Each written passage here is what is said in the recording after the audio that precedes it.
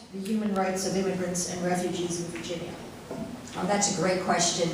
I traditionally speak on my local government committee, where I'm a ranking member, against the sanctuary city bill that has been coming forward every year. Let's be clear, there are no sanctuary cities in Virginia. What is usually meant by sanctuary city is that some local body passes an ordinance stating that they are not going to cooperate with ICE.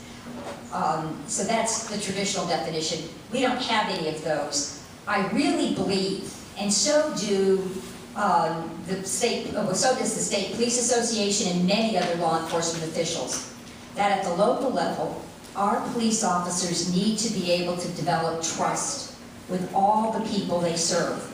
If immigrants don't feel comfortable coming forward and telling police about potential criminal actions or coming forward, especially in the area of domestic violence, they'll end up suffering and we'll all be less safe.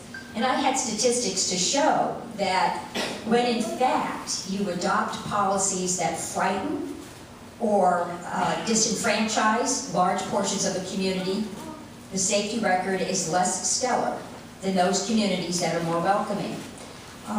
So that's to me is really something we have to address. I was proud to say on the Arlington County Board, I helped draft with Walter Tejada a resolution that made it very clear in Arlington that our police were not to do any kind of racial profiling, and our police were to be as welcoming and acknowledging of any issues that any member of our community might come forward with. I also think it gets into a gang prevention mode. You want to ensure that you don't have this whole underlying gang prevention community going on because folks are afraid to go to the police. Okay. Thank you. Thank you. Ms. Milley? Great question.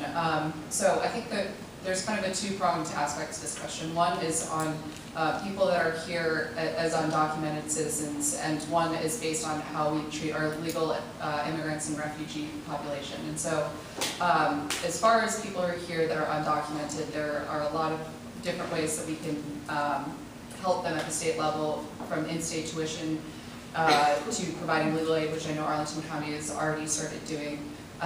But as far as sanctuary cities go, I went and I talked to the Fairfax County police chief a couple of weeks ago and asked about this policy, because there was a forum hosted by the NAACP about literally this topic, and it was something that I think that people have a lack of clarity on, what the actual processes and procedures are when you get detained by the police as someone that is undocumented. And I was told that I was the first person that had actually come and asked for that policy in the past several years by an elected, I'm not even an elected official. And so that was also kind of interesting and striking, because not being able to understand and grasp what the processes that exist are is an issue. But moving forward, I think what is already being done in Northern Virginia, the processes that we have in place that are not, like was already stated, we are not a sanctuary city. There's no ban on, communication with ICE, I think is usually what is talked about as far as being a sanctuary city. There is no proactive talking with ICE as far as Northern Virginia goes. And so as far as we can, continue that practice throughout the rest of the state to protect our undocumented neighbors, I think that would be helpful. How we can help our immigrant and refugee population, that's just talking about equity in our community. And so when I talk about things like making our bus system more efficient, that is helping our immigrant community and our refugee community. When I talk about things that are about affordable housing, those are things that I think would truly provide equity to our more underserved community. Okay.